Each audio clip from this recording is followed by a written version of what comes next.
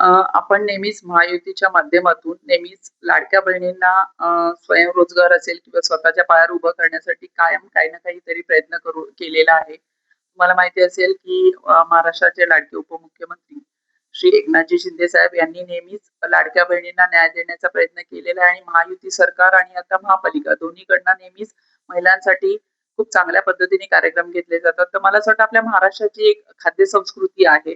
ज्याच्यामध्ये आपण पावसाळ्याचे जे दिवस असतात त्यासाठी नेहमी एक पदार्थांची बेगमी केली जाते. जसं लोणचे असतील, मसाले, पापड, विविध प्रकारचे सांडगे, त्यानंतर कुरडया, पापड, पापडांचे वेगवेगळे प्रकार असतात. फक्त हे जे सुके पदार्थ असतात, सुकी मासळी असते, की हे आपण साठवून ठेवतो, वाळवून ठेवतो आणि ते वाळवून ठेवलेलं म्हणूनच हे वाळवण हे कॉन्सेप्ट आम्ही आणलेलं आहे आणि त्याच्यामधून संपूर्ण वॉर्डनिहाय हा उपक्रम राबवला जाणार आहे.